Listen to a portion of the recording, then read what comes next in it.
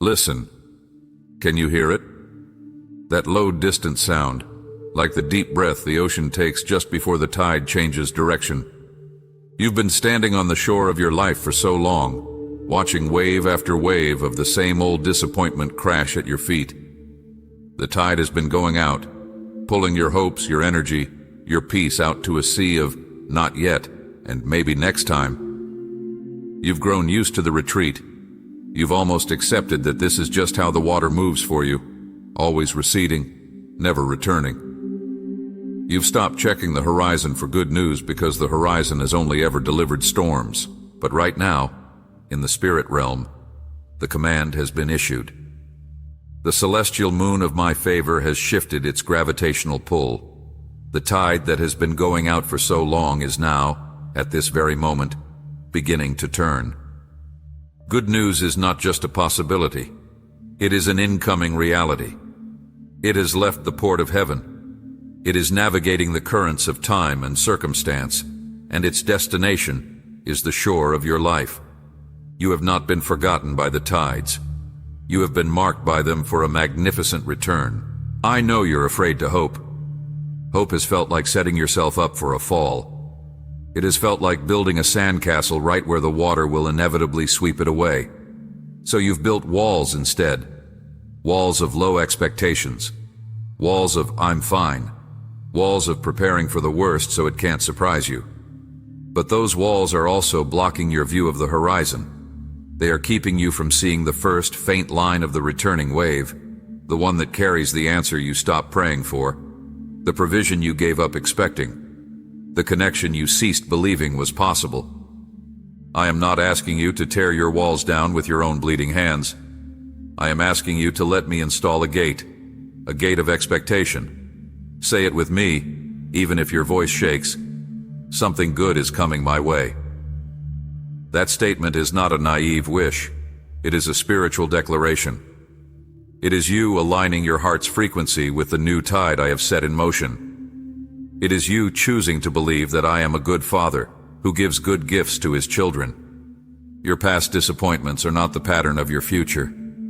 My goodness is, think of my servant Joseph in the Egyptian prison. He had every human reason to believe the tide would never turn.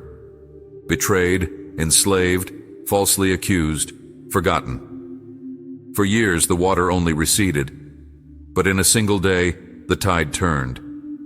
Not because of his striving, but because of my sovereign timing. The prison doors opened. He was brought before Pharaoh. He was put in charge of the nation. The good news didn't just come. It came in a flood that washed away every trace of the barren season. The waiting had a purpose. The delay was incubation. The tide had to go out completely before it could return with transformative force. Your prison season, the confinement of your finances, your health, your loneliness, your stalled dreams, has been the holding place for your promotion. The good news that is coming is not a small adjustment. It is a reversal. It is designed not just to meet a need, but to rewrite a narrative. It will come in such a way that you and everyone who has watched your long struggle will have to say, "This had to be God. No one else could have orchestrated this." So today, I ask you to do one thing. Stop watching the receding water at your feet. Lift your eyes. Look past the abandoned shells of old dreams. Look past the debris of past failures. Look out to where the sky meets the sea. The horizon is where your help comes from. The first sign of the turning tide is not felt underfoot. It is seen with eyes of faith. The good news has been dispatched. The tide is turning. Your long winter of waiting is giving way to a spring of sudden arrival. Do not let the memory of the outgoing tide convince you the water is gone forever. The ocean of my mercy is deeper than your deepest need, and it is now flowing in your direction. Get ready. The good news is not lost in the mail. It is on the final approach, and its arrival will change everything. You've lifted your eyes to the horizon. You've dared to whisper that something good is coming.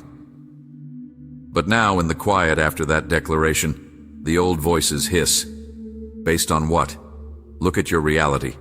Look at your bank account, your medical report, your empty doorway. Where is the evidence? The distance between your declaration and your circumstance feels like a canyon, and doubt is trying to talk you out of crossing it. Today I show you the bridge. The evidence is not in your circumstance. The evidence is in your preparation. For the past season, the season you've called barren, stagnant, or lost, I have not been idle. I have been in the unseen, doing the most critical work, preparing you to receive, sustain, and steward the good news that is coming. You have been in spiritual boot camp, and the intensity of the training is the very proof that the mission is real. Consider a farmer in winter. The fields are frozen, bare, lifeless. To the untrained eye, it is a season of death and inactivity. But beneath the soil, unseen, the earth is resting, gathering nutrients, and preparing its structure to receive the spring seeds and hold the coming rains. If the ground remained soft and active all year, it would wear out, become exhausted, and could not produce a harvest. The hardness, the stillness, the waiting, these are not signs of abandonment. They are the necessary conditions for a future yield that would otherwise be impossible. You have felt frozen. You have felt dormant. You have questioned your usefulness. But I have been using this time to fortify your roots, to deepen your capacity, to break up the clods of pride and self-reliance so that your spirit can absorb the downpour of blessing without washing away. The good news I am bringing is not a light shower. It is a deluge of grace. And I love you too much to send it to a heart that is shallow, unprepared, and would be eroded by its very arrival. Look at your own hands. They are stronger than you know. They have learned to hold on when there was nothing tangible to grasp. That strength is not for nothing. It is for holding the weight of answered prayer without dropping it. Look at your heart. It has been broken, yes, but in its mending it has grown larger. It has expanded with a compassion and a patience that a never-wounded heart could never contain. That new capacity is not an accident. It is a vessel being shaped to hold more joy, more love, more peace than your previous smaller heart could have managed. This is the divine paradox. Your greatest point of lack has become the site of your greatest preparation. The financial drought taught you the priceless value of my provision over your hustle. The relational desert taught you the anchor of my presence over human approval. The silence taught you to hear my whisper over the world's roar. You weren't just waiting for the good news. You were being shaped by the good news, so that when it arrives, you will recognize it as a gift from my hand and not an idol for your heart. So when doubt points to your empty hands, you point to your fortified spirit. When fear points to the quiet, you point to the deep roots now established. The preparation is the promise. The intensity of the process is the guarantee of the significance of the product. I am not a God who teases. I do not build a capacity for nothing. I do not forge a warrior for peacetime. I do not expand a vessel to leave it empty. The very ache you feel, the hollow space where the dream once lived, is not a wound. It is a mold.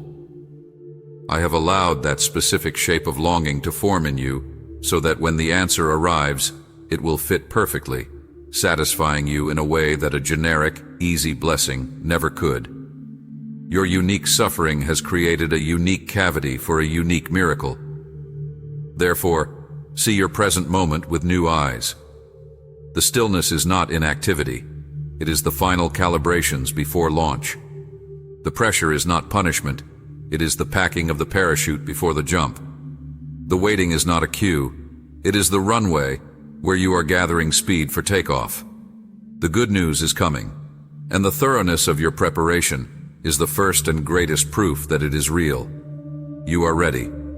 You just don't know it yet. You understand the preparation. You see how your past has forged a vessel fit for the future. But a question remains, ticking like a clock in the back of your mind. How? How will it get here? The doors are still closed. The path is still blocked. You're looking for the delivery truck on your street, but I do not use the world's postal service. The good news I send travels by a different route. an unseen network of divine causality, heavenly appointments, and sudden shifts in the spiritual atmosphere. I'm about to show you the delivery system. You are focusing on the locked gate at the end of your road, but I am working through the underground streams. Beneath the visible landscape of your life, beneath the soil of your circumstances, there are hidden currents of my favor, aquifers of provision, and tunnels of divine connection that you cannot see. While you've been staring at the parched ground, these streams have been moving, converging, and rising. They are about to break through the surface in an unexpected place, creating a wellspring, right where you had given up looking for water.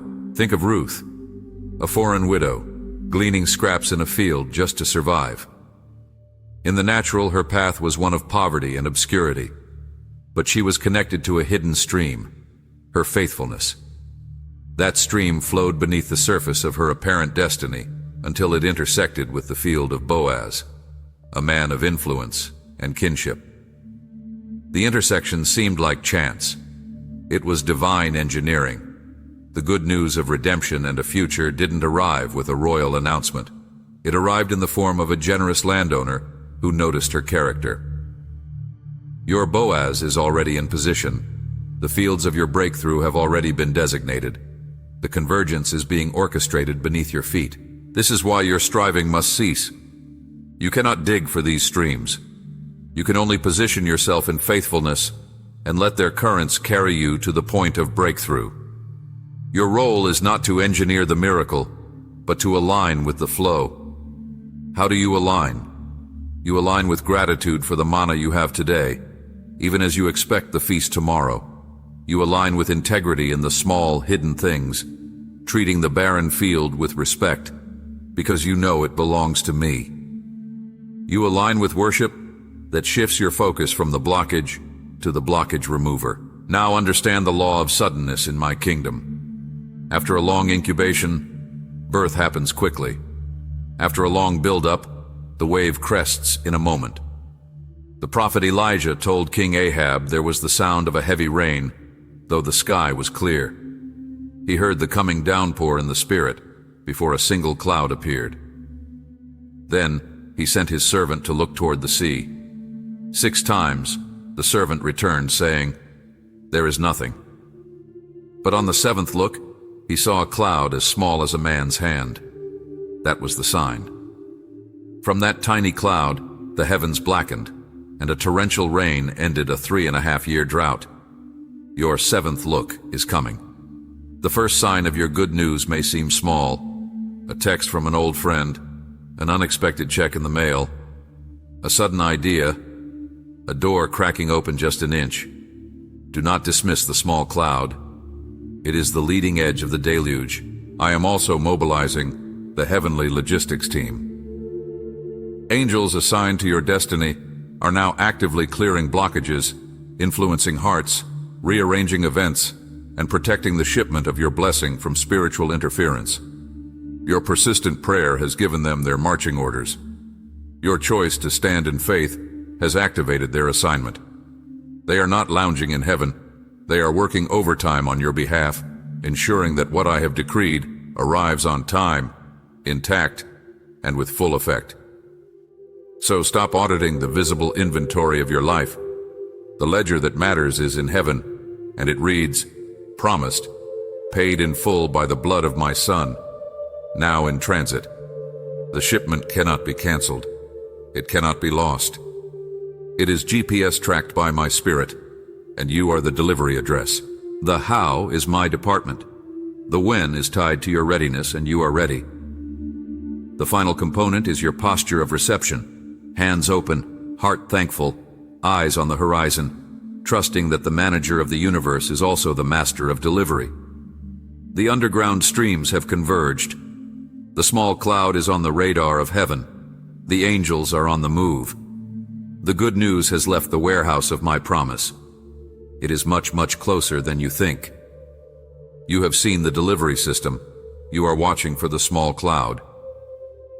But as the moment draws near, a final, formidable enemy rises to contest your breakthrough, the ghost of past letdowns. it whispers a cruel, familiar question. What if it doesn't come? What if this is just another setup for another disappointment? This fear is not a minor doubt. It is a spiritual force that seeks to sever your connection to the promise before it can manifest. Today, I dismantle this ghost with the unshakable truth of my character. The good news is coming, not because of your perfect faith, but because of my perfect integrity. I am not a man that I should lie, nor a son of man that I should change my mind. Have I spoken, and will I not make it good? Have I promised, and will I not bring it to pass? Your past disappointments were not breaches of my promise. They were either the necessary timeline of a greater story, the protection from a lesser blessing, or the consequence of a path you chose outside of my will. But this word, this specific assurance that good news is coming your way, is not a hopeful guess. It is a divine proclamation anchored in the finished work of the cross and sealed by the resurrection of my Son. Look at the cross. That was the ultimate bad news day. Hope seemed murdered. The promise seemed buried. The disciples hid in a room, their dreams shattered, the ghost of letdown claiming total victory. But Sunday morning did not come because their faith was strong. It came because my promise was irrevocable. The resurrection was the universe's greatest demonstration of this truth. No matter how final the bad news seems, my good news has the final say. Your current situation, no matter how entrenched, is not more powerful than an empty tomb. The same power that rolled that stone away is the power propelling your breakthrough toward you right now. Let's address the timing, the great mystery that feeds the ghost of letdown. My timing is not arbitrary. It is strategic. There is a kairos moment, a perfect, ripe, divine appointment for every promise. I am not waiting to punish you. I am waiting for the moment when the blessing will yield its maximum impact in your life and for my kingdom. I am waiting for the other people in your story to get into position. I am waiting for your character to fully align with the blessing so it doesn't destroy you. I am waiting for the enemy's playbook to be fully exposed so that when I move, his defeat is total and public. Your wait is not passive. It is a critical component of the victory itself. Now I ask you to do the most powerful thing you can do in this final stretch. Thank me for the promise, as if it has already arrived. This is not denial. This is the highest form of faith. It is pulling the future into the present through the conduit of gratitude. When you thank me for the healing, you are not denying the sickness. You are affirming the healer. When you thank me for the provision, you are not ignoring the lack. You are honoring the provider. This thanksgiving creates a spiritual atmosphere where doubt cannot breathe and where the promise feels at home, accelerating its manifestation. Your role in these final hours is to guard the atmosphere of your heart. Do not let the ghost of past letdowns rent space in your mind. When it whispers, evict it with a scripture. When it points to the empty sky, point to the promise in my word. Say aloud, God is not a liar. What he has promised he is able to perform. My history does not override his faithfulness. This is you standing on the rock when the waves of fear are crashing. The integrity of the promise is also its specificity. The good news coming is not a vague, general better day. It is tailored. It is the precise answer to prayers you've forgotten you prayed. It is the resolution of conflicts that have weighed you down for years. It is the opening of a door you had nailed shut in your heart. It will make sense of the nonsense. It will connect dots you never could connect. When it arrives, you will look back and see a trail of breadcrumbs of my faithfulness through every valley, leading you directly to this point. So stand firm. The ghost is a liar. The promise is truth. The delay is strategic. The timing is perfect. The power is unstoppable. The contract has been signed in blood, the blood of Jesus. The delivery is in motion. You are not hoping for good news. You are waiting on good news that is already yours. The title deed is in your name. Now watch me bring it to your doorstep. I have completed part 4. It tackles the fear of another letdown by anchoring the promise in God's unchanging character, the power of the resurrection, and strategic timing. It calls the listener to active thanksgiving and atmosphere-guarding faith in the final stretch. The moment is now. The preparations are complete. The delivery system has reached its destination. The promise has been upheld by the unwavering character of my name. Now, let me speak to you not of a distant future, but of an imminent now. The good news is not approaching. It is arriving. It is transitioning from the realm of my decree into the reality of your experience. The vibration of its coming is already in the air, like the distant sound of a train on the tracks long before you see its light. You can feel it in your spirit, a strange, quiet certainty beneath the anxiety, a subtle quickening in your chest that you can't explain. That is not your imagination. That is the early warning system of your spirit, detecting the seismic shift of heaven's kindness breaking into your world. This arrival will defy your expectations. You have envisioned a certain door swinging open, a specific person calling, a particular sum of money appearing. But I am the God of creativity, and I love to astonish you. The good news may come through a door you didn't even know was on the wall. It may be delivered by a person you had written off. It may arrive in a form you didn't recognize as a blessing until you held it in your hands and felt the weight of my grace in it. Do not be so fixated on the how that you miss the here it is. My ways are higher, and this delivery is designed to leave you in awe, not just of the gift, but of the giver. When it lands, there will be a moment of stunned silence, a breath held, a disbelieving whisper, "Is this for me?" And then the dam will break, not just of emotion, but of understanding. In that instant, the long, winding, painful path will snap into focus like a map lit by lightning. You will see why that job had to end, why that relationship had to falter, why that door had to slam shut. You will see how each rejection was a redirection. Each loss was a making of space. Each silence was a time of downloading the wisdom you would need for this very moment. The why of the past will be answered not with words, but with a panoramic view of purpose that leaves you speechless. This good news is not an end. It is a launching pad. It is the platform from which you will now operate in a new dimension of faith and influence. The peace that comes with it will not be a fragile calm, but a deep, unshakable fortress in your soul. The joy will not be a fleeting emotion, but a durable strength.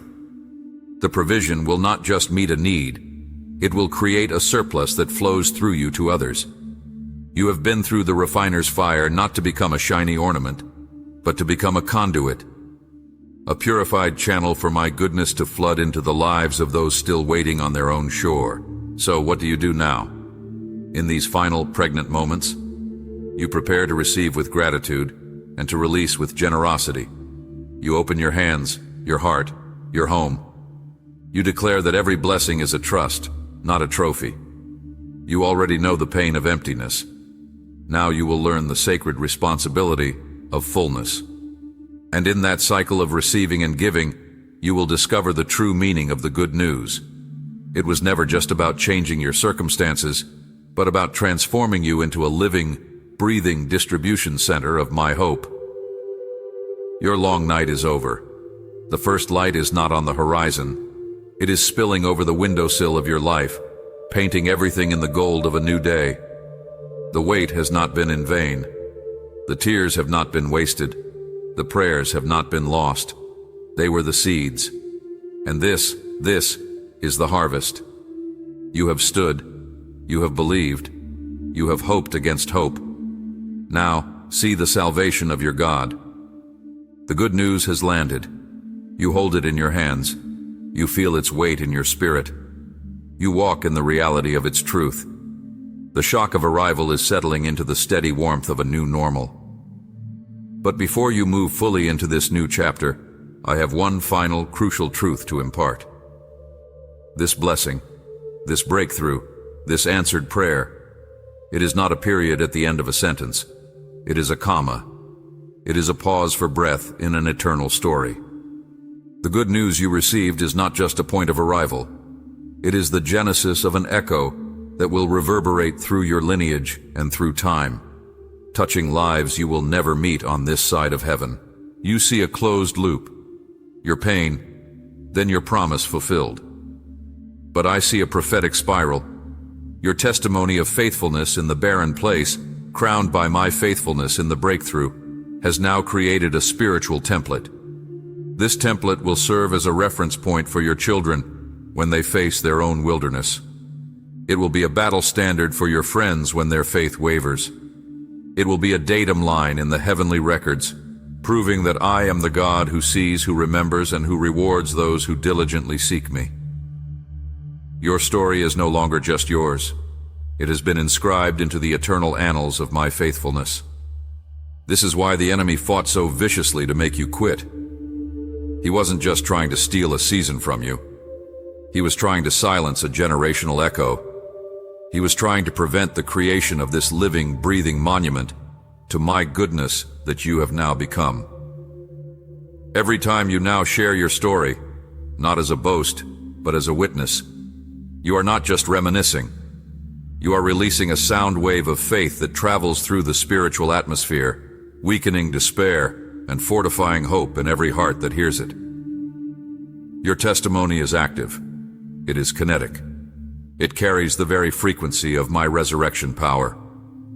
Therefore, your commission in this season of goodness is clear. Become a steward of the echo. This means you live with a sacred awareness that your life is now a lesson plan. Your reactions to new challenges will teach those watching about the peace that comes from having seen me provide. Your generosity with this blessing will teach about the security that comes from knowing I am your source. Your humility and success will teach more about my character than 1,000 sermons preached in poverty. You are no longer merely living. You are demonstrating the faithfulness of God in real time. This also means you must guard the blessing with wisdom, not with fear. Do not clutch it to your chest, terrified of losing it. That mindset would poison the gift and silence its echo. Instead, hold it with open palms. Dedicate it back to me. Say, Lord, this is yours. Use it, multiply it, channel it through me for your purposes. In that surrender, you break any curse of scarcity and release the blessing into its full, multiplicative potential. The manna in the wilderness could not be hoarded. It rotted. But the promised land required sowing and reaping, a cycle of trust and abundance. You have entered your promised land season. Now sow. Look ahead. The path is still there, stretching forward. It is not a dead-end street where you now park your blessing and settle down. It is a highway of holiness with ever-increasing vistas. There will be new challenges, different ones. But you face them with a new resume. Survivor of the wilderness, witness of the breakthrough, steward of the promise. You face them with a faith that is no longer theoretical, but proven, tested, battle-hardened. The same God who navigated you through the valley of shadows is the God who walks with you in the sunshine of the high places. So go forward, carry the blessing, amplify the echo. Let your life ring with the good news until the sound of it drowns out the enemy's lies for everyone within your sphere of influence. Your past pain was the cavity that carved the instrument. Your present blessing is the song, and your future will be the symphony, played out in the lives of those you lead, love, and lift. This is the full circle purpose. You waited so that you could testify. You received so that you could distribute. You were comforted so that you could comfort others with the comfort you received from me. The good news was never just for you. It was for them. And it starts now. Amen.